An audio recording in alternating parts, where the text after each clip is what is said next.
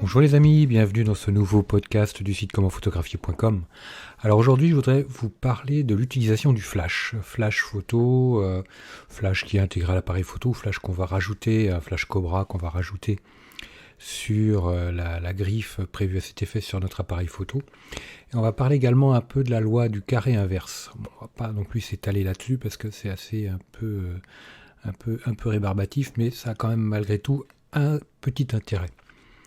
Alors bien souvent, moi ce qui m'amuse souvent, c'est de voir sur des matchs ou dans des stades, on voit plein de myriades de flashs d'appareils photo qui se déclenchent, ou lors de concerts, on voit les gens dans les gradins qui font des photos avec leur téléphone ou avec leur appareil photo, et on voit tous les flashs qui se déclenchent, alors que ça ne sert strictement à rien. Dès qu'on est à une distance au-delà de 5-6 mètres, je dirais, le flash sur notre appareil photo, quel qu'il soit, il ne servira strictement à rien. Alors que les gens se retrouvent à des distances de 25-30 mètres, c'est vraiment gâcher de l'énergie pour des prunes, quoi. Alors, quand est-ce qu'on peut utiliser un flash sur notre appareil photo ? Enfin, ou quand est-ce qu'on doit ? Je dirais non, on utilise le flash quand on veut. Je dirais dès qu'on est en contre-jour ou qu'on manque de lumière, on va utiliser le flash pour notre photo. Ou alors si on fait un portrait par exemple, même en extérieur, même en plein jour, un portrait, un petit coup de flash ça fait pas de mal, parce que par exemple si vous êtes dehors qu'il fait beau, qu'il y a du soleil, ça va faire quelques ombres sur le visage, et ces ombres là, ça va marquer un peu le visage, ça va le rendre un peu plus dur, et puis ça va vieillir un peu la personne, quel que soit son sexe. Donc un petit coup de flash, ça va adoucir les ombres, voire parfois les retirer, et ça va rendre la personne beaucoup plus à son avantage. Voilà un peu la petite astuce du jour. Donc on va utiliser le flash à ces occasions. Quand on est le soir, quand il fait nuit, on va sortir le flash pour faire nos photos, pour éclairer quand on n'a pas de lumière particulière ou quand on en manque. Ce qu'il faut savoir, c'est que le flash dans l'appareil photo, ça va pas être un flash très violent. Quand c'est un flash intégré au boîtier, en général, ça va éclairer à 2 mètres, 3 mètres grand maximum, et après, ça va être vite de l'histoire ancienne. Ensuite, si on prend un flash Cobra, un flash Cobra, pour ceux qui ne savent pas ce que c'est un peu le flash de reportage. C'est le flash qu'on va acheter, qu'on va venir fixer sur la griffe, le sabot qui est prévu à cet effet au-dessus du viseur. Tout simplement, sur les appareils photo réflexe, vous avez un petit sabot, une petite griffe prévue pour ça. Donc vous venez le clipser sur l'appareil photo, et vous avez un flash qui est fixé au-dessus de votre appareil photo. Alors le flash Cobra, c'est un flash qui est un peu à angle droit, avec une torche en haut, et qui est relativement puissante, on va dire. Alors un flash Cobra, ça va éclairer pour les plus puissants, les meilleurs à l'heure actuelle, on va éclairer jusqu'à 5-6 mètres, on va dire. Mais 5-6 mètres, c'est pas beaucoup. Donc inutile de vous dire que si vous voulez faire des photos dans une salle de sport, des choses comme ça, si la scène est à 10 mètres de vous, si c'est des photos de basket ou de volleyball, de foot, ou alors sur un stade de foot, n'en parlons pas, c'est pas la peine. Votre flash, il n'atteindra pas votre sujet. Donc c'est bousiller de l'énergie pour rien, et ça n'a strictement aucun intérêt. Vraiment réfléchissez à ça, c'est vraiment 5-6 mètres avec un flash Cobra, c'est vraiment le maximum. Ce qu'il est important de faire justement, c'est d'utiliser le flash à bon escient, que vous l'utilisiez et qu'il soit à sa bonne distance d'utilisation.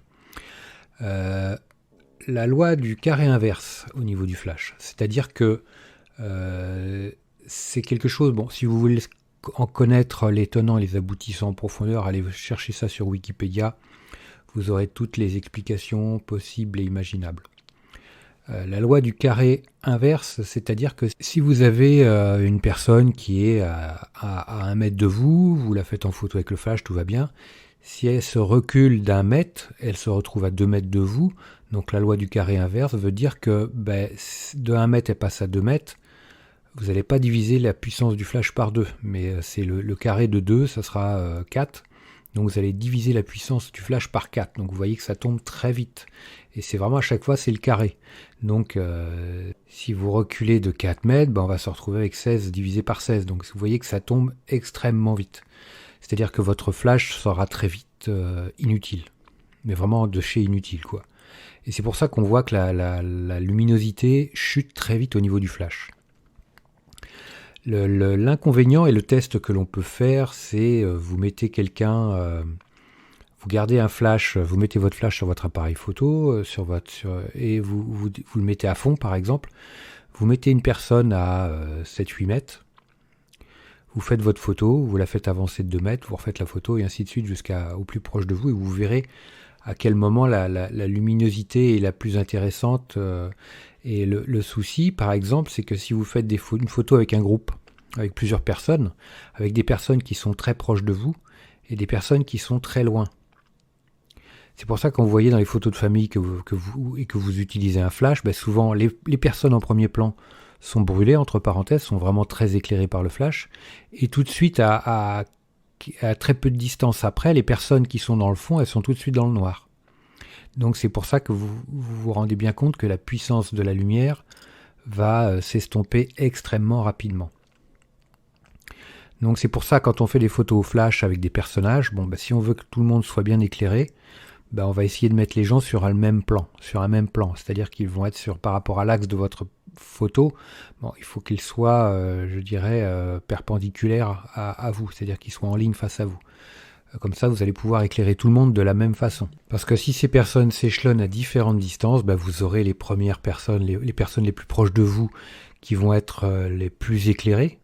Et si le flash est bien réglé, les personnes les plus proches de vous seront bien éclairées, alors que celles qui vont s'éloigner seront de plus en plus sombres, mais elles vont être très vite dans le noir. C'est pour ça que l'utilisation du flash peut paraître compliquée en soi, mais elle ne l'est pas trop, parce que si on a intégré dans notre esprit que le flash sera utile à proximité de l'appareil photo, une fois qu'on a compris ça, on a tout compris.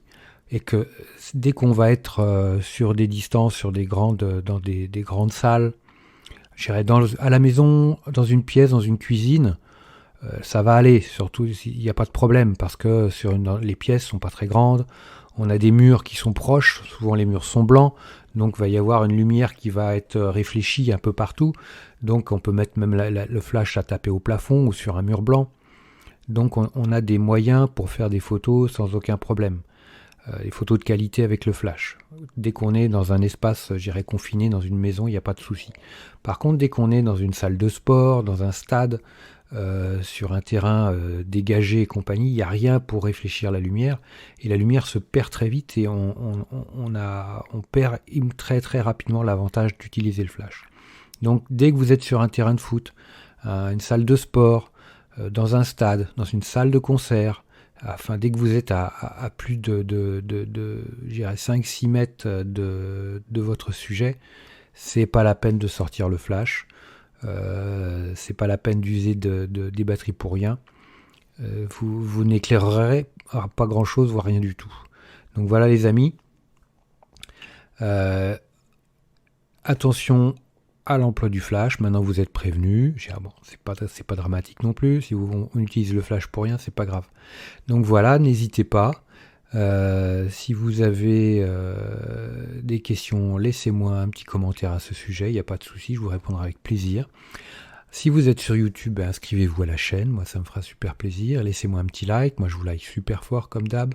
Si vous êtes sur Apple, laissez-moi 5 petites étoiles, ça aussi ça me fera super plaisir, ce sera surtout très utile au podcast. Donc voilà, quelle que soit la plateforme sur laquelle vous m'écoutez, laissez-moi une appréciation positive, ça la favorisera et ça m'aidera dans ma démarche. Voilà, j'espère que vous avez passé quelques minutes sympathiques en ma compagnie, en tout cas moi j'ai beaucoup apprécié. Et puis je vous dis à très vite pour de prochains podcasts. Ciao. Dernière petite chose avant de se quitter, si ce n'est pas déjà fait, je vous encourage à faire partie de ma liste de contacts pour bénéficier de conseils quotidiens, d'astuces photographiques, de choses vraiment utiles et intéressantes à connaître, à savoir.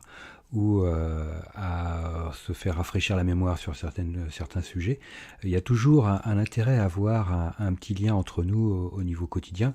Il y a aussi quelques réclames commerciales, je dirais, de temps en temps.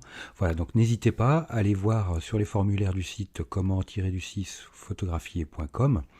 Vous en avez sur les articles au niveau de la colonne de droite ou autrement en bas d'article, vous avez des formulaires un peu partout et vous pourrez comme ça ainsi faire partie de la liste de contacts. Autre chose également, actuellement il y a 50% de réduction sur toutes les formations du site commentphotographier.com. Donc vous allez sur le site commentphotographier.com et vous allez sur la page formation tout simplement, ou alors comment-photographier.com/formation photo. Mais allez sur le site, ça sera beaucoup plus simple. Donc vous avez 50% avec le code 5050 en chiffre arabe et vous pourrez bénéficier de toutes les formations à moitié prix. Vous avez une quarantaine de formations sur la photo de paysage, vous avez des formations sur le portrait, vous avez des formations sur les photos d'enfance, sur les photos flash, sur la photo culinaire, j'en passe, des meilleurs les amis. Donc ne vous privez pas, c'est actuellement avec le code promo 50. Voilà les amis, je vous dis à très vite pour de nouveaux podcasts. Ciao.